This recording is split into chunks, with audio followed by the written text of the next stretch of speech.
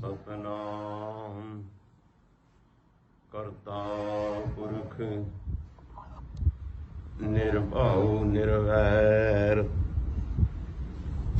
अकाल मूरत आयुनी सैवं गुर प्रसाद ज्ञान अंजन गुरु दिया अज्ञान अंधेर विनाश हर कृपा ते संत भेटिया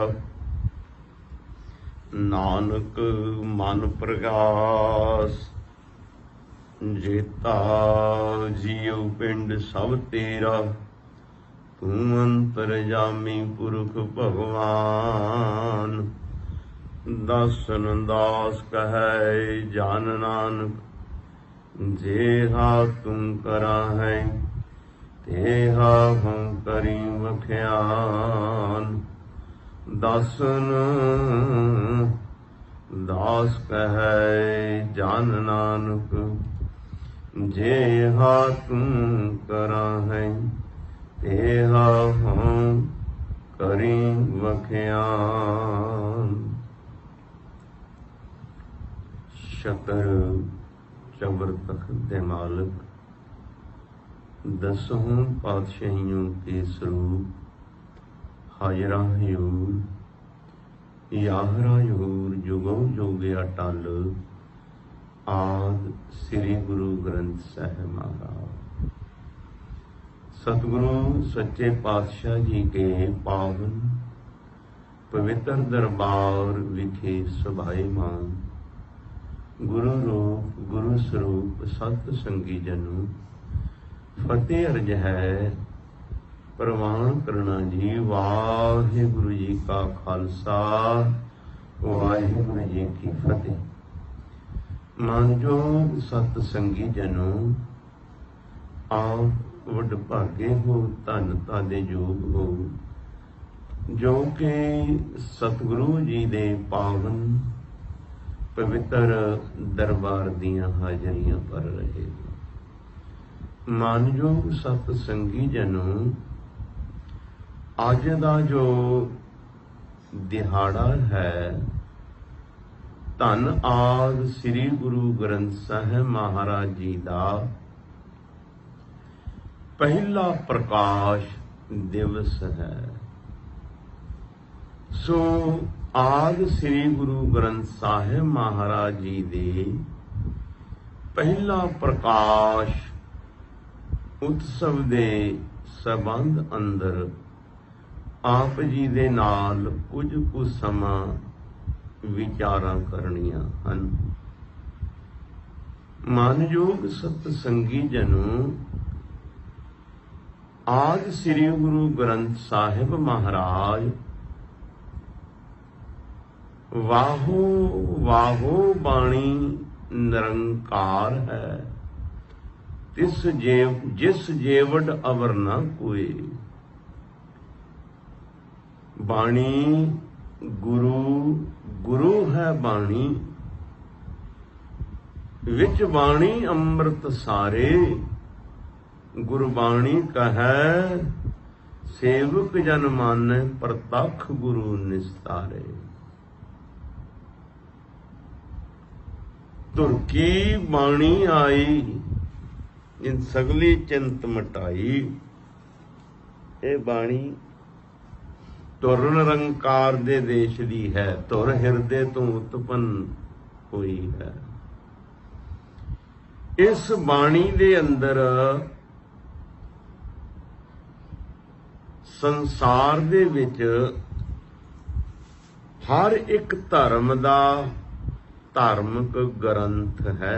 हर एक धर्म दा सनातन धर्म दे ग्रंथ हन वेद हन शास्त्र हन पुराण हन सिमरतियां हन। इस्लाम धर्म दा कुरान है ईसाइयां दी बाइबल है। हर एक धर्म दा धार्मिक ग्रंथ है। ਪਰ ਸਿੱਖ ਜਗਤ ਦਾ ਜੋ ਗੁਰੂ ਗ੍ਰੰਥ ਸਾਹਿਬ ਜੀ ਹਨ, ਇਹ ਸਾਰਿਆਂ ਧਰਮਾਂ ਦੇ ਗ੍ਰੰਥਾਂ ਨਾਲੋਂ ਇਹਦੇ ਵਿੱਚ ਵਿਲੱਖਣਤਾ ਹੈ। ਮੈਂ ਇਸ ਕਰਕੇ ਨਹੀਂ ਕਹਿ ਰਿਹਾ ਕਿ ਮੇਰਾ ਇਹ ਸਿੱਖ ਮਜ਼ਹਬ ਹੈ, ਮੈਂ ਸਿੱਖ ਧਰਮ ਨੂੰ ਬਿਲੋਂਗ ਕਰਦਾ, ਇਸ ਕਰਕੇ ਨਹੀਂ। ਅਸਲੀਅਤ ਹੈ, ਜੇ ਈਸਾਈਆਂ ਦੀ ਬਾਈਬਲ ਹੈ ਤੇ ਈਸਾ ਜੀ ਤੋਂ 200-250-300 ਸਾਲ ਬਾਅਦ ਵਿੱਚ ਲਿਖੀ ਗਈ, ਗਰੀਕ ਦੇ ਰਾਜਿਆਂ ਨੇ ਲਿਖਵਾਈ, ਤੇ ਜੇ ਪਵਿੱਤਰ ਕੁਰਾਨ ਸ਼ਰੀਫ ਹੈ ਮੁਹੰਮਦ ਸਾਹਿਬ ਜੀ ਤੋਂ ਬਾਅਦ ਲਿਖਵਾਇਆ ਗਿਆ, ਜੇ ਸਨਾਤਨ ਧਰਮ ਦੇ ਅੰਦਰ ਆਪਾਂ ਗੀਤਾ ਕਹਿ ਲਈਏ ਜਾਂ ਰਮਾਇਣ ਕਹਿ ਲਈਏ, ਰਮਾਇਣ ਵੀ ਰਾਮਚੰਦਰ ਮਹਾਰਾਜ ਜੀ ਨੇ ਖੁਦ ਨਹੀਂ ਲਿਖੀ, ਉਹ ਵੀ ਦੂਸਰੇ ਲੋਕਾਂ ਦੀ ਲਿਖੀ ਮਿਲਦੀ, ਜਿਵੇਂ ਸਤਿਕਾਰਯੋਗ ਵਾਲਮੀਕ ਸਾਹਿਬ ਜੀ ਹੋਏ, ਤੁਲਸੀਦਾਸ ਜੀ ਹੋਏ, ਜਾਂ ਹੋਰ ਕਈ ਪ੍ਰਕਾਰ ਦੀਆਂ ਰਮਾਇਣ ਲਿਖੀਆਂ ਗਈਆਂ ਨੇ। ਤੇ ਜੇ ਗੀਤਾ ਹੈ, ਗੀਤਾ ਵੀ ਕ੍ਰਿਸ਼ਨ ਭਗਵਾਨ ਨੇ ਉਚਾਰਨ ਜ਼ਰੂਰ ਕੀਤੀ ਹੈ, ਪਰ ਲਿਖਵਾਈ ਜਾਂ ਲਿਖੀ ਕ੍ਰਿਸ਼ਨ ਭਗਵਾਨ ਨੇ ਨਹੀਂ। ਕਿਉਂ? ਤਾਂ ਇਹ ਗੀਤਾ ਜਿਹੜੀ ਹੈ ਜੰਗੇ ਮੈਦਾਨ ਦੇ ਅੰਦਰ ਅਰਜਨ ਨੂੰ ਉਪਦੇਸ਼ ਵਜੋਂ ਇਹਦੇ ਕੁਝ ਪਾਠ ਵੀ ਕ੍ਰਿਸ਼ਨ ਭਗਵਾਨ ਜੀ ਨੇ ਉਚਾਰਨ ਕੀਤੇ ਨੇ। ਹੁਣ ਜੰਗੇ ਮੈਦਾਨ ਦੇ ਅੰਦਰ ਤੇ ਕੋਈ ਕਲਮ ਦਵਾਤ ਤੇ ਪੇਪਰ ਨਹੀਂ ਸੀ ਨਾ ਚੁੱਕੀ ਫਿਰਦਾ, ਇਹ ਤੇ ਬਾਅਦ ਵਿੱਚ ਲਿਖੀ ਗਈ ਹੈ। ਕੇਵਲ ਇੱਕੋ ਹੀ ਗੁਰੂ ਗ੍ਰੰਥ ਸਾਹਿਬ ਮਹਾਰਾਜ ਹਨ, ਜਿਹੜੇ ਕਿ ਗੁਰੂ ਸਾਹਿਬ ਜੀ ਨੇ ਆਪ ਖੁਦ ਬਾਣੀ ਉਚਾਰਨ ਕੀਤੀ ਤੇ ਖੁਦ ਹੀ ਲਿਖੀ। ਜੇ ਗੁਰੂ ਨਾਨਕ ਸਾਹਿਬ ਜੀ ਦੀ ਬਾਣੀ ਮਿਲਦੀ ਹੈ ਤੇ ਉਹਨਾਂ ਨੇ ਖੁਦ ਆਪ ਲਿਖੀ। ਇਸ ਗੱਲ ਦੀ ਹਿਸਟਰੀ ਗਵਾਹੀ ਭਰਦੀ ਹੈ। ਕਹਿੰਦੇ ਨੇ ਭਾਈ ਗੁਰਦਾਸ ਜੀ ਦੀਆਂ ਵਾਰਾਂ ਚ ਉਹਨਾਂ ਨੇ ਲਿਖਿਆ, ਆਸਾ ਹੱਥ ਕਿਤਾਬ ਕੱਛ। ਜਗਤ ਗੁਰੂ ਬਾਬਾ ਜੀ ਇੱਕ ਆਸਾ, ਇੱਕ ਸ਼ਾਸਤਰ ਵਜੋਂ ਸੋਟਾ ਕਹਿ ਲਓ ਵਿਸ਼ੇਸ਼ ਕਿਸਮ ਦਾ, ਉਹ ਕੋਲ ਰੱਖਿਆ ਕਰਦੇ ਸਨ ਤੇ ਕਿਤਾਬ ਰੱਖਿਆ ਕਰਦੇ ਸਨ। ਜੇ ਹੁਣ ਕੋਈ ਕਵੇ ਕਿ ਗੁਰੂ ਬਾਬੇ ਦੀ ਬਾਣੀ ਕਿਸੇ ਹੋਰ ਨੇ ਲਿਖੀ ਹੈ, ਹੁਣ ਗੁਰੂ ਬਾਬਾ ਜੀ ਨੇ ਤੇ ਬਾਣੀ ਸਮੇਂ-ਸਮੇਂ ਉਚਾਰਨ ਕੀਤੀ ਤੇ ਉਹਨਾਂ ਦੇ ਮਗਰ ਕੋਈ ਕਲਮ ਦਵਾਤ ਪੇਪਰ ਲੈ ਕੇ ਤੁਰਿਆ ਫਿਰਦਾ ਸੀ? ਨਹੀਂ, ਗੁਰੂ ਬਾਬੇ ਜੀ ਨੇ ਆਪ ਹੀ ਗੁਰਬਾਣੀ ਉਚਾਰਨ ਕੀਤੀ ਤੇ ਆਪ ਹੀ ਲਿਖੀ। ਜੋ ਉਸ ਕਿਤਾਬ ਦੇ ਅੰਦਰ, ਜਿਸ ਨੂੰ ਭਾਈ ਗੁਰਦਾਸ ਜੀ ਨੇ ਕਿਤਾਬ ਕਿਹਾ, ਜਿਸ ਨੂੰ ਪੋਥੀ ਕਹਿੰਦੇ ਆ, ਉਸ ਪੋਥੀ ਦੇ ਅੰਦਰ ਗੁਰੂ ਨਾਨਕ ਸਾਹਿਬ ਜੀ ਨੇ ਆਪਣੀ ਉਚਾਰਨ ਕੀਤੀ ਹੋਈ ਬਾਣੀ ਖੁਦ ਲਿਖੀ। ਤੇ ਜਗਤ ਗੁਰੂ ਬਾਬਾ ਜੀ ਜਿੱਥੇ ਜਿੱਥੇ ਵੀ ਗਏ, ਜੋ ਭਗਤਾਂ ਦੀ ਬਾਣੀ ਮਿਲੀ, ਸਤਿਗੁਰੂ ਜੀ ਨੇ ਪਰਖੀ। ਬਾਬਾ ਫਰੀਦ ਜੀ ਦੇ ਪਾਕ ਪਟਣ ਗਏ ਅਸਥਾਨ ਤੇ, ਉਸ ਵੇਲੇ ਕਹਿੰਦੇ ਨੇ ਬਾਬਾ ਫਰੀਦ ਜੀ ਦੀ ਗੱਦੀ ਤੇ 8ਵਾਂ ਉਹਨਾਂ ਦਾ ਜਾਨਸ਼ੀਨ ਬੈਠਾ ਸੀ। ਉਹਦੇ ਕੋਲੋਂ ਬਾਬਾ ਫਰੀਦ ਜੀ ਦੀ ਬਾਣੀ ਲਿਖ ਕੇ ਉਸ ਪੋਥੀ 'ਚ ਰੱਖੀ। ਫਿਰ ਕਬੀਰ ਜੀ ਦੀ, ਰਵਿਦਾਸ ਜੀ ਦੀ, ਜੈਦੇਵ ਜੀ ਦੀ, ਨਾਮਦੇਵ ਜੀ ਦੀ, ਧੰਨਾ ਜੀ ਦੀ, ਸੈਣ ਜੀ ਦੀ, ਸਦਨਾ ਜੀ ਦੀ। ਜਗਤ ਗੁਰੂ ਬਾਬਾ ਜੀ ਨੇ ਜਿੱਥੇ ਜਿੱਥੇ ਗਏ ਭਗਤਾਂ ਦੀ ਬਾਣੀ ਇਕੱਤਰ ਕੀਤੀ। ਪੋਥੀ ਵਿੱਚ ਲਿਖੀ ਗਏ ਸਤਿਗੁਰੂ। ਹੁਣ ਉਹੀ ਬਾਣੀ ਜਿਹੜੀ ਹੈ ਜਗਤ ਗੁਰੂ ਬਾਬਾ ਜੀ ਨੇ, ਜਿਸ ਨੂੰ ਅਸੀਂ ਧੁਰ ਕੀ ਬਾਣੀ ਕਹਿੰਦੇ ਆ, ਅਕਾਲ ਪੁਰਖ ਦੀ ਬਾਣੀ ਕਹਿੰਦੇ ਆ, ਵਾਹੋ ਵਾਹੋ ਬਾਣੀ ਨਿਰੰਕਾਰ ਹੈ, ਉਹ ਬਾਣੀ ਮੇਰਾ ਮਨ ਦਾ ਖਿਆਲ ਆਇਆ ਭਈ ਇਹ ਬਾਣੀ ਸੰਸਾਰ ਦੇ ਉੱਤੇ ਕਿਵੇਂ ਪ੍ਰਗਟ ਹੋਈ, ਕਿਵੇਂ ਆਈ। ਤਿੰਨ ਕਾਰਨ, ਤਿੰਨ ਸੋਮੇ ਨੇ ਜਿਨ੍ਹਾਂ ਰਾਹੀਂ ਗੁਰਬਾਣੀ ਸੰਸਾਰ ਤੇ ਆਈ। ਪਹਿਲਾਂ ਤੇ ਇਹ ਲਾ ਲਓ ਵੀ ਜਗਤ ਗੁਰੂ ਬਾਬਾ ਜੀ ਜਿਸ ਵਕਤ ਬਚਪਨ ਸੀ ਨਾ, ਤੇ ਬਚਪਨ ਦੇ ਵਿੱਚ ਜਗਤ ਗੁਰੂ ਬਾਬਾ ਜੀ ਕੁਝ ਖਾਂਦੇ ਨਹੀਂ, ਕੁਝ ਪੀਂਦੇ ਨਹੀਂ, ਗੱਲਬਾਤ ਨਹੀਂ ਕਰਦੇ, ਤੇ ਕਹਿੰਦੇ ਨੇ ਮਾਤਾ ਪਿਤਾ ਨੇ ਸਮਝਿਆ ਵੀ ਸ਼ਾਇਦ ਨਾਨਕ ਬਿਮਾਰ ਹੋ ਗਿਆ। ਵੈਦ ਲਿਆਂਦਾ ਗਿਆ, ਵੈਦ ਨੂੰ ਸੱਦਿਆ ਗਿਆ ਹਰਦਾਸ ਨਾਮ ਕਰਕੇ। ਜਿਸ ਵੇਲੇ ਜਗਤ ਗੁਰੂ ਬਾਬਾ ਜੀ ਦੀ ਨਬਜ ਦੇਖਣ ਲੱਗਾ, ਰੋਗ ਲੱਭਣ ਲੱਗਾ,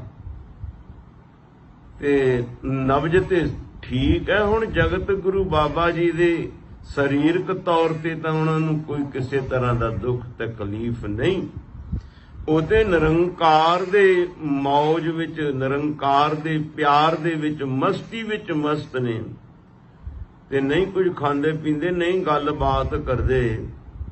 ਤੇ ਜਿਸ ਵੇਲੇ ਇਹ ਵੈਦ ਵੇਖ ਰਿਹਾ ਕੋਈ ਬਿਮਾਰੀ ਨਹੀਂ, ਤੇ ਜਗਤ ਗੁਰੂ ਬਾਬਾ ਜੀ ਨੇ ਉਸ ਨੂੰ ਉਪਦੇਸ਼ ਦੇਣ ਦੇ ਵਾਸਤੇ ਵੈਦ ਬੁਲਾਇਆ। ਵੈਦਗੀ ਪਕੜ ਟੰਡੋਲੇ ਬਾਂਹ, ਭੋਲਾ ਵੈਦ ਨਾ ਜਾਣੀ ਕਰ ਕਰੇ ਜੇ ਮਾਹ। ਗੁਰੂ ਸਾਹਿਬ ਜੀ ਨੇ ਇਹ ਸ਼ਬਦ ਵੈਦ ਪ੍ਰਤੀ ਉਚਾਰਨ ਕੀਤਾ। ਫਿਰ ਜਗਤ ਗੁਰੂ ਬਾਬਾ ਜੀ ਨੂੰ ਪੜ੍ਹਨ ਵਾਸਤੇ ਪਾਠਸ਼ਾਲਾ ਵਿੱਚ ਪਾਇਆ ਗਿਆ। ਤੇ ਹਿਸਟਰੀ ਦੱਸਦੀ ਹੈ ਪੰਡਤ ਜੀ ਦੇ ਨਾਲ ਆਸਾ ਰਾਗ ਦੇ ਵਿੱਚ ਸੱਸੈ ਸੋਏ ਸ੍ਰਿਸ਼ਟ ਜਿਨ ਸਾਜੀ ਸਭਨਾ ਸਾਹਿਬ ਏਕ ਵਿਆ, ਇਹ ਸ਼ਬਦ ਬਾਬੇ ਨਾਨਕ ਨੇ ਪੱਟੀ ਲਿਖੀ।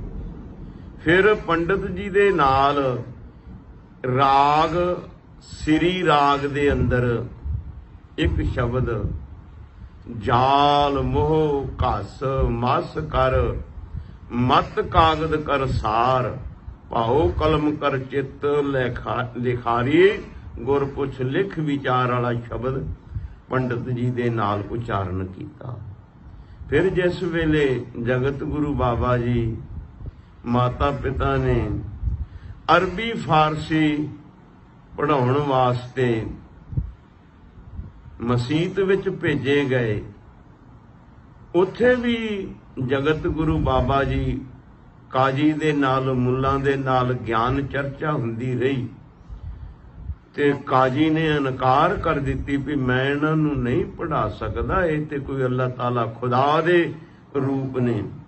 ਤੇ ਜਗਤ ਗੁਰੂ ਬਾਬਾ ਜੀ ਘਰ ਆਏ ਤੇ 2 ਦਿਨ ਜਗਤ ਗੁਰੂ ਬਾਬਾ ਜੀ ਚਾਦਰ ਲੈ ਕੇ ਲੇਟੇ ਰਹੇ। ਜਿਸ ਵੇਲੇ 2 ਦਿਨ ਚਾਦਰ ਲੈ ਕੇ ਲੇਟੇ ਰਹੇ, ਨਹੀਂ ਖਾਂਦੇ ਪੀਂਦੇ, ਨਹੀਂ ਗੱਲਬਾਤ ਕਰਦੇ, ਨਹੀਂ ਕਿਸੇ ਨਾਲ ਉੱਠ ਕੇ ਹੱਸਦੇ ਖੇਡਦੇ। ਤੇ ਲੋਕਾਂ ਨੇ ਕਿਹਾ ਪਤਾ ਨਹੀਂ ਨਾਨਕ ਨੂੰ ਕੋਈ ਭੂਤ ਨਾ ਆਦਿਕ ਤੇ ਨਹੀਂ ਚੰਬੜ ਗਿਆ। ਜਗਤ ਗੁਰੂ ਬਾਬਾ ਜੀ ਦੇ ਭੂਤ ਲਾਉਣ ਵਾਸਤੇ ਜਾਂ ਇਹ ਸ਼ੱਕ ਕੱਢਣ ਵਾਸਤੇ ਮੌਲਵੀ ਨੂੰ, ਕਾਜੀ ਨੂੰ ਮਸੀਤ ਚੋਂ ਬੁਲਾਇਆ ਗਿਆ, ਜਿਸ ਦਾ ਨਾਮ ਕੁਤਬਦੀਨ ਮੈਂ ਪੜ੍ਹਿਆ। ਪਿਤਾ ਕਹਿੰਦੇ ਨੇ ਮੌਲਵੀ ਸਾਹਿਬ, ਕਾਜੀ ਸਾਹਿਬ, ਚੰਗੀ ਤੁਸੀਂ ਇਸ ਨੂੰ ਪੜ੍ਹਾਇਆ, ਨਾਨਕ ਤੇ ਜਿਸ ਦਿਨ ਦਾ ਤੁਹਾਡੇ ਕੋਲੋਂ ਆਇਆ ਗੱਲ ਨਹੀਂ ਕਰਦਾ, ਖਾਂਦਾ ਪੀਂਦਾ ਨਹੀਂ, ਉੱਠ ਕੇ ਤੁਰਦਾ ਫਿਰਦਾ ਨਹੀਂ, ਚਾਦਰ ਲੈ ਕੇ ਹੀ ਲੇਟਿਆ ਹੋਇਆ। ਅਸੀਂ ਸਾਰੇ ਬੁਲਾ ਥੱਕੇ ਆ, ਕਿਸੇ ਦੇ ਨਾਲ ਨਹੀਂ ਗੱਲ ਕਰਦਾ ਨਾਨਕ। ਤੁਸੀਂ ਇਸ ਨੂੰ ਵੇਖੋ ਤੇ ਸਹੀ। ਹੁਣ ਜਗਤ ਗੁਰੂ ਬਾਬਾ ਜੀ ਨੂੰ ਕਈ ਬੁਲਾਉਣ ਵਾਲੇ ਆਏ, ਜਗਤ ਗੁਰੂ ਬਾਬਾ ਜੀ ਬੋਲਦੇ ਹੀ ਨਹੀਂ। ਤੇ ਜਿਸ ਵੇਲੇ ਕਾਜੀ ਆਇਆ, ਕਾਜੀ ਨੇ ਵੀ ਯਤਨ ਕੀਤਾ, ਮੌਲਵੀ ਨੇ, ਜਗਤ ਗੁਰੂ ਬਾਬਾ ਜੀ ਬੋਲਦੇ ਨਹੀਂ। ਤੇ ਜਿਸ ਵੇਲੇ ਮੌਲਵੀ ਨੇ ਕਿਹਾ, ਏ ਨਾਨਕ, ਅੱਲਾਹ ਤਾਲਾ ਖੁਦਾ ਦੇ ਵਾਸਤੇ ਇੱਕ ਵਾਰੀ ਤੇ ਕੁਝ ਗੱਲ ਕਰੋ। ਵੇਖੋ ਤੁਹਾਡੇ ਮਾਤਾ ਪਿਤਾ ਫਿਕਰਮੰਦ ਹੋਏ ਨੇ। ਅੱਲਾਹ ਤਾਲਾ ਖੁਦਾ ਦੇ ਨਾਮ ਤੇ ਵਾਸਤੇ, ਉਸ ਦੇ ਵਾਸਤੇ ਕੁਝ ਤੇ ਬਚਨ ਕਰੋ, ਕੁਝ ਤੇ ਬੋਲੋ। ਤਾਂ ਜਿਸ ਵੇਲੇ ਜਗਤ ਗੁਰੂ ਬਾਬਾ ਜੀ ਨੂੰ ਅੱਲਾਹ ਤਾਲਾ ਦਾ ਖੁਦਾ ਦਾ ਵਾਸਤਾ ਪਾਇਆ, ਜਗਤ ਗੁਰੂ ਬਾਬਾ ਜੀ ਉਸ ਵੇਲੇ ਉੱਠ ਕੇ ਬੈਠ ਗਏ। ਤੇ ਫਿਰ ਕਾਜੀ ਦੇ ਨਾਲ ਰਾਗ ਤਲੰਗ ਦੇ ਅੰਦਰ ਯਕ ਅਰਜ ਗੁਫਤਮ ਪੇਸਤੋ ਦਰਗੋਸ ਕੁਨ ਕਰਤਾਰ ਹਕਾ ਕਬੀਰ ਕਰੀਮ ਤੂੰ ਬੇਅਬ ਪਰਵਦਗਾਰ। ਹਕਾ ਕਬੀਰ ਕਬੀਰ, ਹਕਾ ਕਬੀਰ ਕਰੀਮ ਤੂੰ ਬੇਅਬ ਪਰਵਦਗਾਰ। ਇਹ ਸ਼ਬਦ ਲੰਬਾ ਹੈ। ਇਹ ਸ਼ਬਦ ਫਿਰ ਮੌਲਵੀ ਨੂੰ ਉਪਦੇਸ਼ ਵਜੋਂ ਉਚਾਰਨ ਕੀਤਾ। ਜਗਤ ਗੁਰੂ ਬਾਬਾ ਜੀ ਜਦੋਂ ਵੀ ਕਿਤੇ ਜਾਂਦੇ, ਕਿਸੇ ਦੇ ਨਾਲ ਗਿਆਨ ਚਰਚਾ ਹੁੰਦੀ, ਜਿਵੇਂ ਜਗਤ ਗੁਰੂ ਬਾਬਾ ਜੀ ਨੂੰ 9 ਸਾਲ ਦੀ ਉਮਰ ਵਿੱਚ ਜਨੇਊ ਪਹਿਨਾਉਣ ਵਾਸਤੇ ਸਾਰਾ ਭਾਈਚਾਰਾ ਇਕੱਤਰ ਹੋਇਆ। ਬੜੀਆਂ ਖੁਸ਼ੀਆਂ ਮਨਾਈਆਂ ਗਈਆਂ, ਬੜੇ ਪਕਵਾਨ ਬਣਾਏ ਗਏ। ਤੇ ਪੰਡਤ ਹਰਦਿਆਲ ਜੀ ਨੂੰ ਬੁਲਾਇਆ ਗਿਆ, ਜੋ ਕੁੱਲ ਪੁਰੋਹਿਤ ਸੀ। ਜਿਸ ਵੇਲੇ ਉਹ ਆਇਆ ਤੇ ਜਗਤ ਗੁਰੂ ਬਾਬਾ ਜੀ ਨੂੰ ਸਾਰਾ ਭਾਈਚਾਰਾ ਬੈਠਾ ਹੈ, ਵਿਚਕਾਰ ਜਗਤ ਗੁਰੂ ਬਾਬਾ ਜੀ ਬੈਠੇ ਨੇ ਤੇ ਪੰਡਤ ਬੈਠਾ। ਜਿਸ ਵੇਲੇ ਜਨੇਊ ਪਹਿਨਾਉਣ ਦੀ ਰਸਮ ਕਰਨ ਲੱਗਾ ਤੇ ਜਗਤ ਗੁਰੂ ਬਾਬਾ ਜੀ ਨੇ ਕਿਹਾ, ਪੰਡਤ ਜੀ, ਇਹ ਤੁਸੀਂ ਮੈਨੂੰ ਕੀ ਪਹਿਨਾਉਣ ਲੱਗੇ ਹੋ? ਤੇ ਹਰਦਿਆਲ ਪੁਰੋਹਿਤ ਕਹਿਣ ਲੱਗਾ, ਨਾਨਕ, ਇਹ ਕੁੱਲ ਰੀਤ ਮੁਤਾਬਕ ਆਪ ਜੀ ਨੂੰ ਜਨੇਊ ਪਹਿਨਾਉਣਾ ਹੈ। ਜਗਤ ਗੁਰੂ ਬਾਬਾ ਜੀ ਕਹਿਣ ਲੱਗੇ, ਇਹ ਜਨੇਊ ਜਿਹੜਾ ਤੁਸੀਂ ਸਾਨੂੰ ਪਹਿਨਾਉਣਾ ਹੈ, ਕਿਰਪਾ ਕਰਕੇ ਦੱਸੋ, ਇਹਦਾ ਪਹਿਨਾਉਣ ਦਾ ਮਤਲਬ ਕੀ ਹੈ? ਇਹਦੇ ਪਾਏ ਤੇ ਲਾਭ ਕੀ ਹੁੰਦਾ ਹੈ?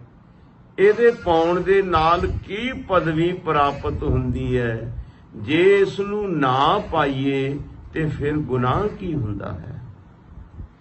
ਤੇ ਪੰਡਤ ਹਰਦਿਆਲ ਕਹਿਣ ਲੱਗਾ, ਬੇਟਾ ਨਾਨਕ, ਇਹ ਕੁੱਲ ਰੀਤ ਹੈ ਜਨੇਊ ਪਹਿਨਣ ਦੀ। ਜਦੋਂ ਤੁਸੀਂ 9 ਸਾਲ ਦੇ ਹੋਏ ਹੋ ਤੇ ਤੁਹਾਨੂੰ ਇਹ ਜਨੇਊ ਪਹਿਨਣਾ ਪੈਣਾ ਹੈ। ਜਗਤ ਗੁਰੂ ਬਾਬਾ ਜੀ ਕਹਿਣ ਲੱਗੇ ਵੀ ਪੰਡਤ ਜੀ, ਮੇਰੇ ਮਾਤਾ ਜੀ ਨੂੰ, ਮੇਰੀ ਵੱਡੀ ਭੈਣ ਨੂੰ ਜਨੇਊ ਨਹੀਂ ਤੁਸੀਂ ਪਹਿਨਾਇਆ। ਤੇ ਪੰਡਤ ਜੀ ਕਹਿਣ ਲੱਗੇ, ਨਾਨਕ, ਇਹ ਇਸਤਰੀ ਨਹੀਂ ਪਹਿਨ ਸਕਦੀ। ਤੁਹਾਡੀ ਮਾਤਾ ਜਾਂ ਤੁਹਾਡੀ ਭੈਣ ਇਹ ਨਹੀਂ ਪਹਿਨ ਸਕਦੀ ਜਨੇਊ।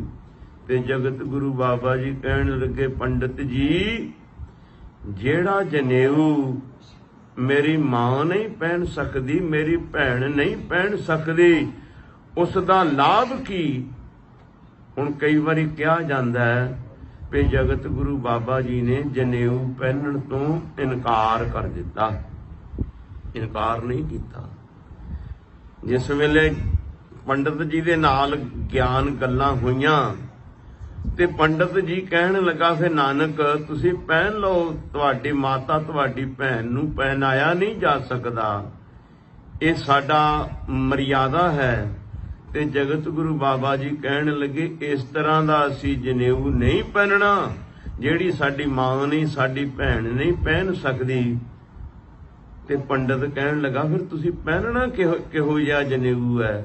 ਤੇ ਜਗਤ ਗੁਰੂ ਬਾਬਾ ਜੀ ਕਹਿਣ ਲੱਗੇ, ਦਇਆ ਕਪਾਹ ਸੰਤੋਖ ਸੂਤ ਜਤ ਗੰਢੀ ਸਤ ਵਟ, ਇਹੋ ਜਨੇਊ ਜੀ ਕਾ, ਹੈ ਤਾਂ ਪਾਂਡੇ ਘੱਤ ਪਹਿਨ ਲਵਾਂਗੇ, ਜੇ ਇਸ ਤਰ੍ਹਾਂ ਦਾ ਜਨੇਊ ਤੇਰੇ ਕੋਲ ਹੈ ਤੇ।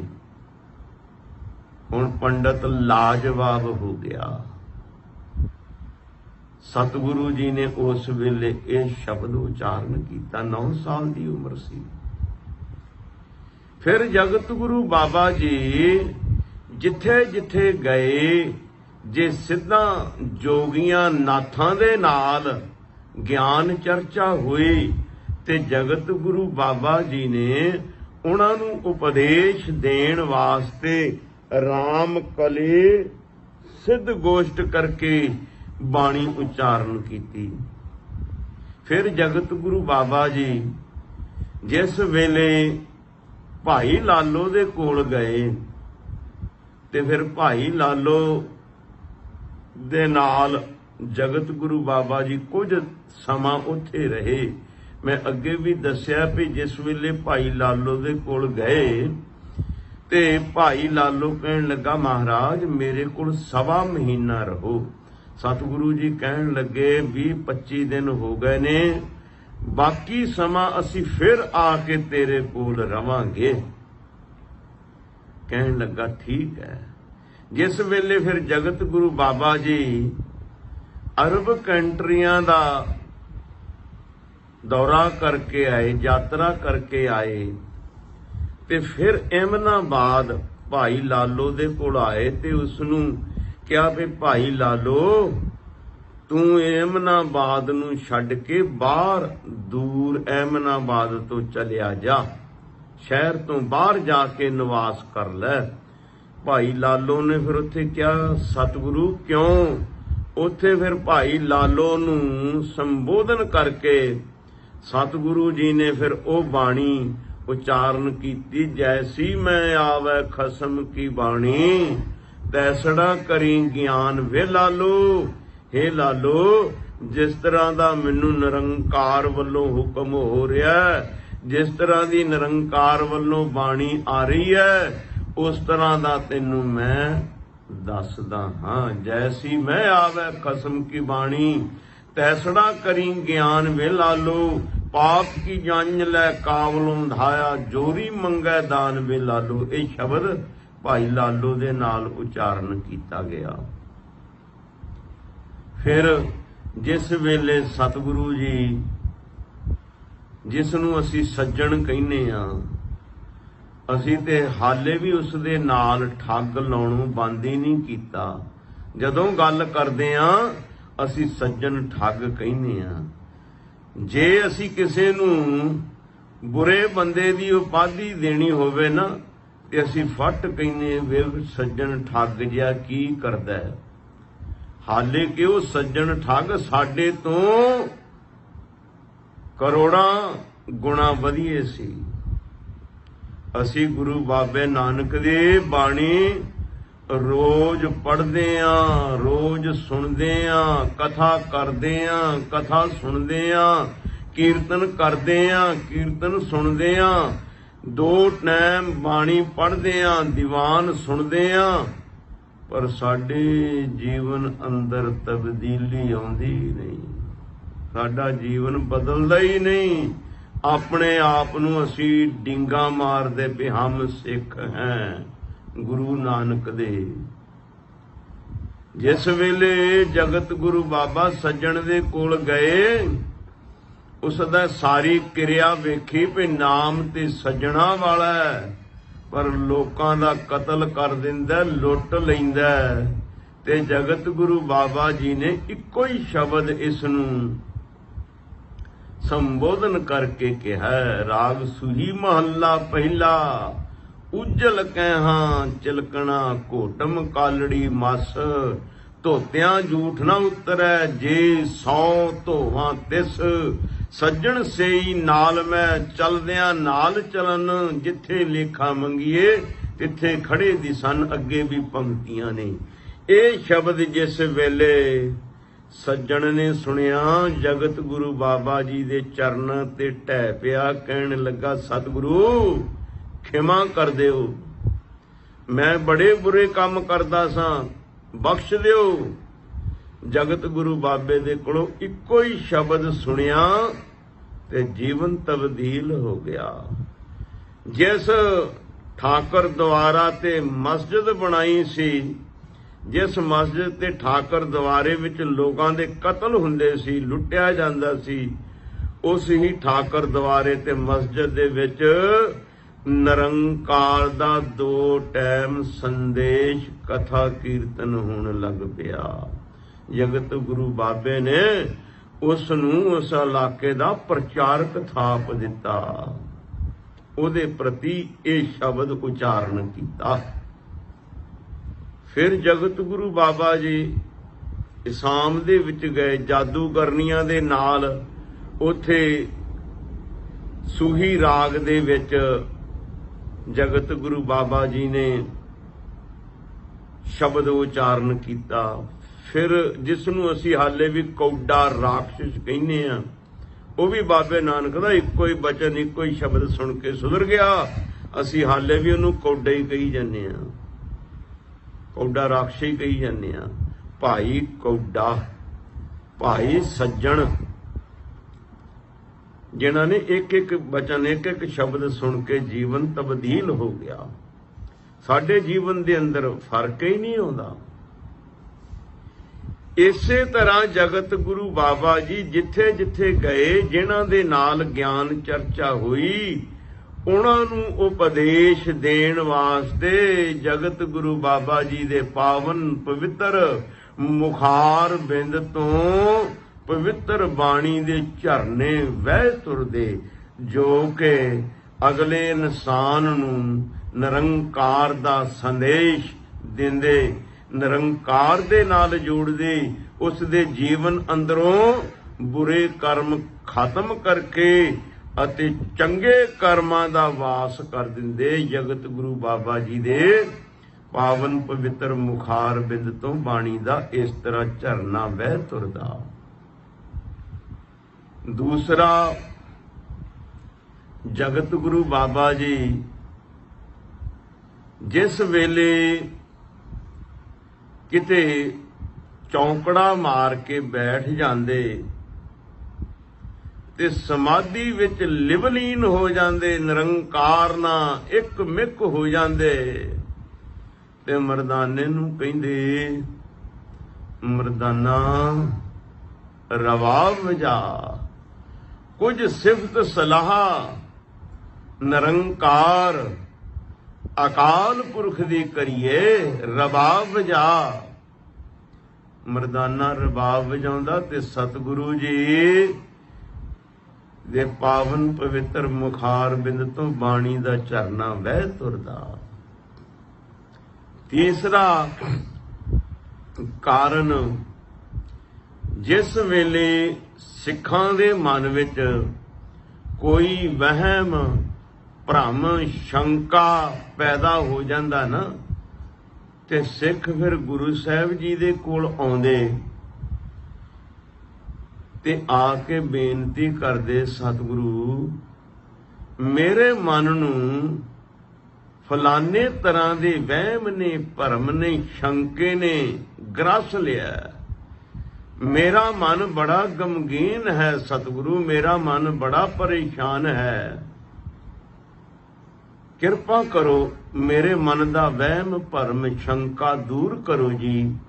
ਸਤਿਗੁਰੂ ਸਿੱਖ ਦੀ ਬੇਨਤੀ ਨੂੰ ਸੁਣ ਕੇ ਤੇ ਸਮਾਧੀ ਲਵਲੀਨ ਹੋ ਜਾਂਦੇ, ਨਿਰੰਕਾਰ ਦੇ ਰੰਗ ਵਿੱਚ ਰੰਗੇ ਜਾਂਦੇ, ਮਸਤੀ ਦੇ ਆਲਮ ਵਿੱਚ ਚਲੇ ਜਾਂਦੇ ਜਗਤ ਗੁਰੂ ਬਾਬਾ ਜੀ। ਜਿਸ ਵੇਲੇ ਮਸਤੀ ਦੇ ਆਲਮ ਵਿੱਚ ਚਲੇ ਜਾਂਦੇ ਤੇ ਜਗਤ ਗੁਰੂ ਬਾਬਾ ਜੀ ਦੇ ਪਾਵਨ ਪਵਿੱਤਰ ਮੁਖਾਰ ਬਿੰਦ ਤੋਂ ਬਾਣੀ ਦਾ ਉਚਾਰਨ ਹੁੰਦਾ, ਜੋ ਕਿ ਸਿੱਖ ਦੇ ਮਨ ਦੇ ਵਹਿਮ ਨੂੰ, ਭਰਮ ਨੂੰ, ਸ਼ੰਕੇ ਨੂੰ ਇਸ ਤਰ੍ਹਾਂ ਰੋੜ ਕੇ ਲੈ ਜਾਂਦਾ, ਜਿਵੇਂ ਹੜ੍ਹ ਦਾ ਪਾਣੀ ਕੱਖ ਕੰਢੇ ਰੋੜ ਕੇ ਲੈ ਜਾਂਦਾ ਹੈ। ਇਹ ਗੁਰਬਾਣੀ ਛੇ ਹੀ ਗੁਰੂ ਸਾਹਿਬਾਨਾਂ ਦੀ ਹੈ। ਇੱਕ ਗੱਲ ਦਾ ਧਿਆਨ ਰੱਖਿਓ, ਗੁਰਬਾਣੀ ਗੁਰੂ ਨਾਨਕ ਸਾਹਿਬ ਜੀ ਨੇ ਉਚਾਰਨ ਕੀਤੀ। ਜਿਤਨੀ ਦੇਰ ਗੁਰੂ ਅੰਗਦ ਦੇਵ ਸਾਹਿਬ ਮਹਾਰਾਜ ਗੁਰਗੱਦੀ ਸਥਾਪਨ ਨਹੀਂ ਹੋਏ, ਗੁਰੂ ਨਾਨਕ ਦੀ ਜੋਤ ਗੁਰੂ ਅੰਗਦ ਵਿੱਚ ਨਹੀਂ ਵਰਤੀ, ਉਹਨਾਂ ਦਾ ਦੇਰ ਇੱਕ ਪੰਕਤੀ ਨਹੀਂ ਗੁਰੂ ਅੰਗਦ ਦੇਵ ਸਾਹਿਬ ਜੀ ਨੇ ਉਚਾਰਨ ਕੀਤੀ। ਜਿਸ ਵੇਲੇ ਗੁਰੂ ਨਾਨਕ ਦੀ ਜੋਤ ਗੁਰੂ ਅੰਗਦ ਦੇ ਵਿੱਚ ਸਥਾਪਿਤ ਹੋਈ, ਗੁਰੂ ਅੰਗਦ ਨੂੰ ਗੁਰਗੱਦੀ ਬਖਸ਼ ਦਿੱਤੀ, ਬਾਬੇ ਨੇ ਆਪਣੇ ਸਰੀਰ ਨੂੰ ਤਿਆਗਿਆ ਤੇ ਜੋਤ ਦੂਸਰੇ ਪਾਤਸ਼ਾਹ ਵਿੱਚ ਰੱਖ ਦਿੱਤੀ। ਤੇ ਫਿਰ ਦੂਸਰੇ ਪਾਤਸ਼ਾਹ ਜੀ ਨੇ 60-62 ਦੇ ਕਰੀਬ ਸ਼ਲੋਕ ਉਚਾਰਨ ਕੀਤੇ ਤੇ ਧੰਨ ਗੁਰੂ ਅੰਗਦ ਦੇਵ ਸਾਹਿਬ ਮਹਾਰਾਜ ਜੀ ਤੋਂ ਬਾਅਦ ਗੁਰੂ ਅਮਰਦਾਸ ਮਹਾਰਾਜ ਆਏ ਗੁਰੂ ਅੰਗਦ ਦੇਵ ਸਾਹਿਬ ਜੀ ਦੇ ਕੋਲ 62 ਕੁ ਸਾਲ ਦੀ ਉਮਰ ਦੇ ਵਿੱਚ 12 ਸਾਲ ਸੇਵਾ ਕੀਤੀ। ਜਿਸ ਵੇਲੇ 74 ਕੁ ਸਾਲ ਦੇ ਹੋਏ, 74 ਸਾਲ ਤੱਕ ਇੱਕ ਵੀ ਪੰਕਤੀ ਨਹੀਂ ਗੁਰੂ ਅਮਰਦਾਸ ਜੀ ਨੇ ਉਚਾਰਨ ਕੀਤੀ। ਜਿਸ ਵੇਲੇ ਗੁਰੂ ਅੰਗਦ ਦੇਵ ਸਾਹਿਬ ਮਹਾਰਾਜ ਜੀ ਨੇ ਗੁਰੂ ਅਮਰਦਾਸ ਜੀ ਮਹਾਰਾਜ ਜੀ ਨੂੰ ਗੁਰਗੱਦੀ ਬਖਸ਼ ਦਿੱਤੀ ਤੇ ਫਿਰ ਗੁਰੂ ਅਮਰਦਾਸ ਮਹਾਰਾਜ ਜੀ ਨੇ ਗੁਰਬਾਣੀ ਉਚਾਰਨ ਕੀਤੀ। ਜਿਸ ਵੇਲੇ ਗੁਰੂ ਨਾਨਕ ਦੀ ਜੋਤ ਗੁਰੂ ਅੰਗਦ ਦੇ ਵਿੱਚ ਆਈ, ਗੁਰੂ ਅੰਗਦ ਤੋਂ ਗੁਰੂ ਅਮਰਦਾਸ ਜੀ ਦੇ ਵਿੱਚ ਆਈ, ਤਾਂ ਉਹਨਾਂ ਨੇ ਬਾਣੀ ਉਚਾਰਨ ਕੀਤੀ। ਗੁਰੂ ਅਮਰਦਾਸ ਜੀ ਦੇ ਵਿੱਚੋਂ ਗੁਰੂ ਰਾਮਦਾਸ ਜੀ ਦੇ ਵਿੱਚ ਆਈ, ਤਾਂ ਉਹਨਾਂ ਨੇ ਬਾਣੀ ਉਚਾਰਨ ਕੀਤੀ। ਗੁਰੂ ਰਾਮਦਾਸ ਮਹਾਰਾਜ ਜੀ ਦੇ ਵਿੱਚੋਂ ਗੁਰੂ ਅਰਜਨ ਦੇਵ ਸਾਹਿਬ ਜੀ ਦੇ ਵਿੱਚ ਬਾਣੀ ਜਿਸ ਵੇਲੇ ਜੋਤ ਆਈ ਗੁਰੂ ਨਾਨਕ ਦੀ, ਤਾਂ ਉਹਨਾਂ ਨੇ ਗੁਰਬਾਣੀ ਉਚਾਰਨ ਕੀਤੀ। ਗੁਰਮੁਖ ਪਿਆਰਿਓ, ਹਰ ਇੱਕ ਗੁਰੂ ਸਾਹਿਬ ਜੀ ਆਪਣੀ ਬਾਣੀ ਨੂੰ ਉਚਾਰਨ ਕਰਕੇ ਖੁਦ ਆਪ ਲਿਖਦੇ ਰਹੇ। ਜਿਹੜੀ ਪੋਥੀ ਗੁਰੂ ਨਾਨਕ ਸਾਹਿਬ ਜੀ ਦੇ ਕੋਲ ਸੀ, ਜੋ ਕਿ ਭਾਈ ਗੁਰਦਾਸ ਜੀ ਕਹਿੰਦੇ ਨੇ ਆਸਾ ਹੱਥ ਕਿਤਾਬ ਕੱਛ, ਉਸ ਦੇ ਵਿੱਚ ਭਗਤਾਂ ਦੀ ਬਾਣੀ ਵੀ ਸੀ ਅਤੇ ਉਸ ਪੋਥੀ ਨੂੰ ਗੁਰੂ ਨਾਨਕ ਸਾਹਿਬ ਜੀ ਨੇ ਗੁਰੂ ਅੰਗਦ ਸਾਹਿਬ ਜੀ ਨੂੰ ਅੱਗੇ ਬਖਸ਼ ਦਿੱਤੀ। ਉਹੀ ਪੋਥੀ ਫਿਰ ਪੰਜਵੇਂ ਪਾਤਸ਼ਾਹ ਤੱਕ ਚਲਦੀ ਆਈ ਤੇ ਕੁਝ ਇਤਿਹਾਸਕਾਰ ਇਹ ਵੀ ਕਹਿੰਦੇ ਨੇ ਕਿ ਕੁਝ ਪੋਥੀਆਂ ਜਿਹੜੀਆਂ ਸੀ ਉਤਾਰੇ ਕਹਿ ਲੋ ਜਾਂ ਗੁਰਬਾਣੀ ਦੀ ਪੋਥੀ ਕਹਿ ਲੋ ਕੋਈ, ਭਈ ਗੁਰੂ ਅਮਰਦਾਸ ਜੀ ਦੇ ਸੁਪੁੱਤਰ ਬਾਬਾ ਮੋਹਨ ਜੀ ਦੇ ਕੋਲ ਸੀ। ਖੈਰ ਇਸ ਵਿਚਾਰ ਵੱਲ ਮੈਂ ਨਹੀਂ ਜਾਣਾ ਚਾਹੁੰਦਾ। ਜਿਤਨੀ ਬਾਣੀ ਗੁਰੂ ਸਾਹਿਬਾਨਾਂ ਦੀ ਸੀ ਅਤੇ ਭਗਤਾਂ ਦੀ ਸੀ, ਉਹ ਗੁਰਬਾਣੀ ਜਿਹੜੀ ਸੀ ਉਹ ਫਿਰ ਸਾਰੀ ਇਕੱਤਰ ਹੋਈ 15 ਭਗਤਾਂ ਦੀ, 11 ਭੱਟਾਂ ਦੀ ਤੇ 4 ਸਿੱਖਾਂ ਦੀ ਤੇ 6 ਗੁਰੂ ਸਾਹਿਬਾਨਾਂ ਦੀ। 5 ਗੁਰੂ ਸਾਹਿਬਾਨ ਗੁਰੂ ਅਰਜਨ ਦੇਵ ਸਾਹਿਬ ਤੱਕ ਤੇ 6ਵੇਂ ਗੁਰੂ 9ਵੇਂ ਪਾਤਸ਼ਾਹ ਜੀ ਦੀ ਬਾਣੀ ਉਹ 10ਵੇਂ ਪਾਤਸ਼ਾਹ ਜੀ ਨੇ ਅੰਕਿਤ ਕੀਤੀ ਗੁਰੂ ਗ੍ਰੰਥ ਸਾਹਿਬ ਜੀ ਦੇ ਅੰਦਰ। 5ਵੇਂ ਪਾਤਸ਼ਾਹ ਨੇ ਨਹੀਂ ਕੀਤੀ। ਉਸ ਵੇਲੇ ਤੇ ਗੁਰੂ ਤੇਗ ਬਹਾਦਰ ਸਾਹਿਬ ਮਹਾਰਾਜ ਪ੍ਰਗਟ ਨਹੀਂ ਸੀ ਹਾਲੇ ਹੋਏ, ਤੇ ਇਸ ਕਰਕੇ ਇਹ ਗੁਰਬਾਣੀ ਫਿਰ ਜਿਤਨੀ ਸੀ ਤੇ ਧੰਨ ਗੁਰੂ ਅਰਜਨ ਦੇਵ ਸਾਹਿਬ ਮਹਾਰਾਜ ਜੀ ਨੇ ਜਿਸ ਵੇਲੇ ਵੇਖਿਆ ਭਈ ਜੋ ਗੁਰੂ ਨਾਨਕ ਦਾ ਪੰਥ ਚਲਾਇਆ ਆਰੰਭ ਕੀਤਾ, ਮਾਰਿਆ ਸਿੱਕਾ ਜਗਤਰ ਵਿੱਚ ਨਾਨਕ ਨਿਰਮਲ ਪੰਥ ਚਲਾਇਆ। ਭਾਈ ਗੁਰਦਾਸ ਜੀ ਕਹਿੰਦੇ ਨੇ ਜਿਹੜਾ ਨਿਰਮਲ ਪੰਥ ਗੁਰੂ ਨਾਨਕ ਦਾ ਪੰਥ, ਕਈ ਤੇ ਹੁਣ ਨਿਰਮਲਿਆਂ ਵੱਲ ਹੀ ਲਈ ਜਾਂਦੇ ਨੇ। ਭਾਈ ਨਿਰਮਲਿਆਂ ਵੱਲ ਨਹੀਂ ਜਾਂਦੀ ਇਹ ਗੱਲ। ਇਹਦੇ ਗੁਰੂ ਨਾਨਕ ਦੇ ਪੈਰੋਕਾਰ ਜਿਹੜੇ ਨੇ, ਗੁਰੂ ਨਾਨਕ, ਗੁਰੂ ਅੰਗਦ ਦੇਵ, ਗੁਰੂ ਦਸਮ ਪਿਤਾ ਤੱਕ, ਜਿਨ੍ਹਾਂ ਨੇ ਗੁਰੂ ਨਾਨਕ ਦੇ ਕੋਲੋਂ ਦੀਕਸ਼ਾ ਲਈ, ਗੁਰੂ ਅੰਗਦ ਦੇਵ ਸਾਹਿਬ ਜੀ ਦੇ ਕੋਲੋਂ 10 ਪਾਤਸ਼ਾਹੀਆਂ ਦੇ ਕੋਲੋਂ ਦੀਕਸ਼ਾ ਲਈ। 10 ਪਾਤਸ਼ਾਹੀਆਂ ਨੇ 10ਵੇਂ ਪਾਤਸ਼ਾਹ ਨੇ ਜਿਸ ਵੇਲੇ ਖੰਡੇ ਬਾਟੇ ਦਾ ਅੰਮ੍ਰਿਤ ਤਿਆਰ ਕੀਤਾ, ਉਸ ਵੇਲੇ ਉਸ ਦੀਕਸ਼ਾ ਦਾ ਸਰੂਪ ਖੰਡੇ ਬਾਟੇ ਦੇ ਪਾਹਲ ਵਿੱਚ ਤਬਦੀਲ ਹੋਇਆ। ਤੇ ਫਿਰ ਸਤਿਗੁਰੂ ਜੀ ਨੇ ਕਿਹਾ, ਜਿਸ ਨੇ ਸਿੱਖੀ ਪ੍ਰਾਪਤ ਕਰਨੀ, ਜਦੋਂ 10ਵੇਂ ਪਾਤਸ਼ਾਹ ਜੀ ਨੇ ਖੰਡੇ ਬਾਟੇ ਦਾ ਅੰਮ੍ਰਿਤ ਤਿਆਰ ਕਰ ਦਿੱਤਾ ਤੇ ਉਸ ਤੋਂ ਬਾਅਦ 5 ਸਿੱਖਾਂ ਨੂੰ ਛਕਾ ਕੇ ਸਿੰਘ ਸਜਾਤਾ, ਉਹਨਾਂ ਕੋਲੋਂ ਖੁਦ ਅੰਮ੍ਰਿਤ ਖੰਡੇ ਬਾਟੇ ਦਾ ਛਕਿਆ। ਉਸ ਤੋਂ ਬਾਅਦ ਜਦੋਂ ਵੀ ਕੋਈ ਗੁਰਸਿੱਖ ਦਸਮ ਪਿਤਾ ਜੀ ਦੇ ਕੋਲ ਆ ਕੇ ਇਹ ਮੰਗ ਕਰਦਾ ਵੀ ਸਤਿਗੁਰੂ ਕਿਰਪਾ ਕਰੋ, ਨਾਮਦਾਨ ਗੁਰਸਿੱਖੀ ਜੀਵਨ ਬਖਸ਼ੋ, ਤੇ ਸਤਿਗੁਰੂ ਦਸਮ ਪਾਤਸ਼ਾਹ ਪਤਾ ਕੀ ਕਹਿੰਦੇ, ਭਾਈ ਹੁਣ ਇਹ ਅਧਿਕਾਰ ਸਾਡੇ ਕੋਲ ਨਹੀਂ, ਇਹ ਅਧਿਕਾਰ ਅਸੀਂ 5 ਨੂੰ ਸੌਂਪ ਦਿੱਤਾ ਹੈ, 5 ਪਿਆਰਿਆਂ ਨੂੰ ਸੌਂਪ ਦਿੱਤਾ ਹੈ। ਜੇ ਤੁਸੀਂ ਸਿੱਖੀ ਪ੍ਰਾਪਤ ਕਰਨੀ ਹੈ, ਨਾਮ ਦੀ ਦਾਤ ਪ੍ਰਾਪਤ ਕਰਨੀ ਹੈ, ਗੁਰਸਿੱਖੀ ਤੁਹਾਡੀ ਮਨ ਕਰਦਾ ਪ੍ਰਾਪਤ ਕਰਨ ਨੂੰ, ਤੇ ਫਿਰ 5 ਦੇ ਕੋਲੋਂ ਖੰਡੇ ਬਾਟੇ ਦਾ ਅੰਮ੍ਰਿਤ ਲਵੋ ਤਾਂ ਤੁਹਾਨੂੰ ਸਿੱਖੀ ਪ੍ਰਾਪਤ ਹੋਵੇਗੀ। ਤੇ ਜਿਹੜੇ ਅੰਮ੍ਰਿਤ ਹੀ ਨਹੀਂ ਛਕਦੇ, ਉਹ ਗੁਰੂ ਨਾਨਕ ਦਾ ਪੰਥ ਕਿਵੇਂ ਹੋ ਗਿਆ? ਗੁਰੂ ਨਾਨਕ ਦਾ ਪੰਥ ਤੇ ਉਹੀ ਹੈ ਜਿਨ੍ਹਾਂ ਨੇ ਗੁਰੂ ਨਾਨਕ ਤੇ ਗੁਰੂ ਗੋਬਿੰਦ ਸਿੰਘ 2 ਨਹੀਂ ਸੀ। ਇਹ ਵੀ ਸਾਡਾ ਐਵੇਂ ਵਹਿਮ ਹੈ। ਗੁਰੂ ਗ੍ਰੰਥ ਸਾਹਿਬ ਜੀ ਦੇ ਅੰਦਰ ਬਚਨ ਆਉਂਦਾ, ਜੋਤ ਓਹਾ ਜੁਗਤ ਸਾਏ ਸਹਿ ਕਾਇਆ ਫਿਰ ਪਲਟੀਐ। ਜੋਤ ਗੁਰੂ ਨਾਨਕ ਵਾਲੀ ਹੈ, ਜੁਗਤੀ ਵੀ ਗੁਰੂ ਨਾਨਕ ਵਾਲੀ ਹੈ, ਮੈਥਡ ਵੀ ਗੁਰੂ ਨਾਨਕ ਵਾਲਾ ਹੈ, ਪਰ ਸਰੀਰ ਜਿਹੜਾ ਉਹੀ ਬਦਲਾਓ ਹੋਇਆ 10ਵੇਂ ਪਾਤਸ਼ਾਹ ਤੱਕ। ਜਿਹੜਾ ਇਸ ਗੱਲ ਨੂੰ ਗਲਤੀ ਕਰਦਾ, ਜਿਹੜਾ ਕਹਿੰਦਾ ਵੀ ਮੈਂ ਗੁਰੂ ਨਾਨਕ ਦਾ ਸਿੱਖ ਹਾਂ, ਤੂੰ ਗੁਰੂ ਨਾਨਕ ਦਾ ਸਿੱਖ ਹੈ, ਤੇ ਗੁਰੂ ਗੋਬਿੰਦ ਸਿੰਘ ਮਹਾਰਾਜ ਜੀ ਦਾ ਜੋ ਹੁਕਮ ਹੈ ਖੰਡੇ ਬਾਟੇ ਦਾ ਅੰਮ੍ਰਿਤ ਉਹ ਛਕੇਗਾ ਤਾਂ ਗੁਰੂ ਨਾਨਕ ਦਾ ਸਿੱਖ ਕਹਾਏਗਾ। ਗੁਰੂ ਨਾਨਕ ਨੇ ਇਹ ਜਿਹੜਾ ਨਿਰਮਲ ਪੰਥ ਸਤਿਗੁਰੂ ਜੀ ਨੇ ਸਾਜਿਆ, ਤਿਆਰ ਕੀਤਾ, ਜੋ ਗੁਰੂ ਨਾਨਕ ਨੇ ਇਸ ਨਿਰਮਲ ਪੰਥ ਦੀ ਨੀਂਹ ਪੱਥਰ ਰੱਖੀ, ਤੇ ਗੁਰੂ ਨਾਨਕ ਸਾਹਿਬ ਜੀ ਨੇ ਇਸ ਦਾ ਵਿਧਾਨ ਵੀ ਖੁਦ ਹੀ ਬਣਾਉਣਾ ਸ਼ੁਰੂ ਕੀਤਾ। ਜਿਹੜੇ ਦੇਸ਼ ਮੁਲਕ ਹੁੰਦੇ ਨੇ ਨਾ, ਉਹਨਾਂ ਦਾ ਆਪਣੋ ਆਪਣਾ ਵਿਧਾਨ ਹੁੰਦਾ ਹੈ। ਕੋਈ ਦੇਸ਼ ਹੋਵੇ, ਕੋਈ ਮੁਲਕ ਹੋਵੇ, ਕੋਈ ਸੂਬਾ ਹੋਵੇ, ਕੋਈ ਕੌਮ ਹੋਵੇ, ਕੋਈ ਮਜ਼ਹਬ ਹੋਵੇ, ਉਹਦਾ ਆਪਣਾ ਵਿਧਾਨ ਹੁੰਦਾ ਹੈ। ਜਿਸ ਦੇਸ਼, ਜਿਸ ਕੌਮ, ਜਿਸ ਮੁਲਕ ਦਾ ਕੋਈ ਵਿਧਾਨ ਨਹੀਂ, ਉਹ ਮੁਲਕ ਚੱਲਦੇ ਨਹੀਂ।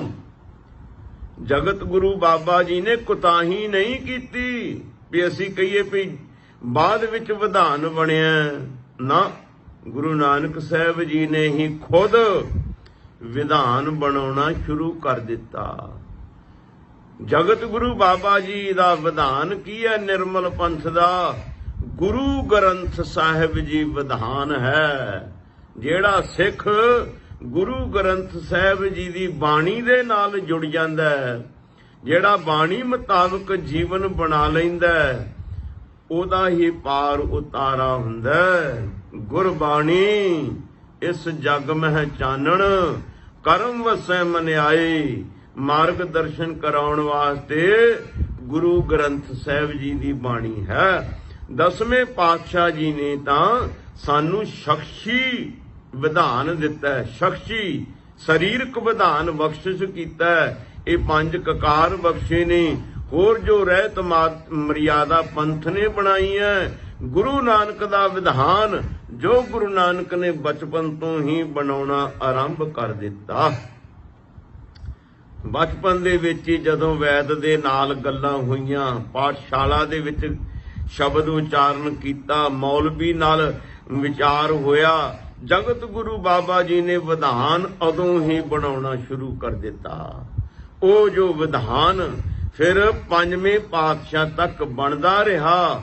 ਉਹ ਵਿਧਾਨ ਦੇ ਵਿੱਚ ਭਗਤਾਂ ਦੇ ਵੀ ਖਿਆਲ ਪੇਸ਼ ਕੀਤੇ ਗਏ, ਭੱਟਾਂ ਦੇ ਵੀ ਖਿਆਲ ਪੇਸ਼ ਕੀਤੇ ਗਏ, ਅੰਕਿਤ ਕੀਤੇ ਗਏ। ਗੁਰਸਿੱਖਾਂ ਦੇ ਵੀ ਖਿਆਲ ਅੰਕਿਤ ਕੀਤੇ ਗਏ।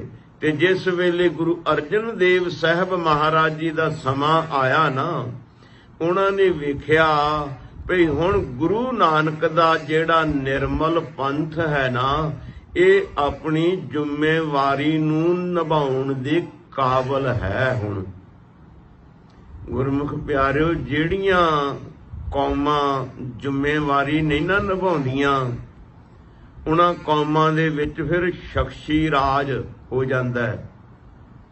ਜਿਵੇਂ ਕਹਿੰਦੇ ਨੇ ਪਿਤਾ ਪੁਰਖੀ ਰਾਜ, ਇੱਕੋ ਹੀ ਘਰਾਣੇ ਦਾ ਰਾਜ ਚੱਲਦਾ ਹੁੰਦਾ ਹੈ। ਜਿੱਥੇ ਕੋਈ ਵਿਧਾਨ ਨਹੀਂ, ਉਹਨਾਂ ਦੇਸ਼ਾਂ ਦੇ ਵਿੱਚ ਫਿਰ ਇੱਕੋ ਹੀ ਰਾਜ ਚੱਲਦਾ, ਘਰ ਘਰਾਣੇ ਦਾ ਹੀ, ਜਿਨ੍ਹਾਂ ਦਾ ਕੋਈ ਵਿਧਾਨ ਨਹੀਂ, ਕੋਈ ਵਿਧੀ ਨਹੀਂ, ਕੋਈ ਵਿਧਾਨ ਨਹੀਂ, ਉਹਨਾਂ ਦਾ ਆਪਣਾ ਹੀ ਘਰੇਲੂ ਰਾਜ ਹੈ। ਉੱਥੇ ਫਿਰ ਘਰੇਲੂ ਰਾਜ ਚੱਲਦਾ ਹੈ। ਜਿਹੜੇ ਦੇਸ਼ ਕੌਮ, ਜਿਹੜੀ ਕੌਮ ਆਪਣਾ ਜ਼ਿੰਮੇਵਾਰੀ ਨੂੰ ਸਮਝਣ ਲੱਗ ਪਵੇ ਨਾ, ਫਿਰ ਉਹ ਸ਼ਖਸੀ ਰਾਜ ਨਹੀਂ ਰਹਿਣ ਦਿੰਦੀ, ਫਿਰ ਉਹ ਵਿਧਾਨ ਬਣਾਉਂਦੀ ਹੈ। ਉਸ ਵਿਧਾਨ ਮੁਤਾਬਕ ਆਪਣੀ ਕੌਮ ਨੂੰ ਚਲਾਉਂਦੀ ਹੈ। ਤੇ ਜਗਤ ਗੁਰੂ ਨਾਨਕ ਸਾਹਿਬ ਜੀ ਦੀ ਪੰਜਵੇਂ ਸਰੂਪ ਗੁਰੂ ਅਰਜਨ ਦੇਵ ਸਾਹਿਬ ਜੀ ਨੇ ਵੇਖਿਆ ਭਈ ਹੁਣ ਗੁਰੂ ਨਾਨਕ ਦਾ ਨਿਰਮਲ ਪੰਥ ਜਿਹੜਾ ਹੈ, ਇਹ ਵਿਧਾਨ ਦੀ ਸੰਭਾਲ ਕਰ ਸਕੇਗਾ, ਵਿਧਾਨ ਮੁਤਾਬਕ ਆਪਣਾ ਜੀਵਨ ਬਣਾ ਲਏਗਾ। ਤੇ ਧੰਨ ਗੁਰੂ ਅਰਜਨ ਦੇਵ ਸਾਹਿਬ ਮਹਾਰਾਜ ਜੀ ਨੇ ਗੁਰੂ ਗ੍ਰੰਥ ਸਾਹਿਬ ਜੀ ਦਾ ਸਰੂਪ ਤਿਆਰ ਕਰਨ ਵਾਸਤੇ ਉਦਮ ਆਰੰਭ ਦਿੱਤਾ। ਇਸ ਤੋਂ ਅੱਗੇ ਆਪਾਂ ਅਗਲੇ ਸਮੇਂ ਦੇ ਵਿੱਚ ਵਿਚਾਰ ਕਰਾਂਗੇ ਗੁਰੂ ਅਰਜਨ ਦੇਵ ਸਾਹਿਬ ਜੀ ਨੇ ਕਿਵੇਂ ਗੁਰੂ ਗ੍ਰੰਥ ਸਾਹਿਬ ਜੀ ਦੇ ਸਰੂਪ ਤਿਆਰ ਕੀਤੇ, ਤੇ ਕਿਵੇਂ ਅੱਜ ਦਾ ਜੋ ਦਿਹਾੜਾ ਪਹਿਲਾ ਪ੍ਰਕਾਸ਼ ਦਿਵਸ ਹੈ, ਹਰਿਮੰਦਰ ਸਾਹਿਬ ਦੇ ਅੰਦਰ ਕਿਵੇਂ ਪ੍ਰਕਾਸ਼ ਹੋਇਆ। ਕੁਝ ਆਪਾਂ ਆਪ ਦੇ ਨਾਲ ਹਿਸਟਰੀ ਆਦਿਕ ਦਾ ਵਿਚਾਰ ਕਰਾਂਗੇ।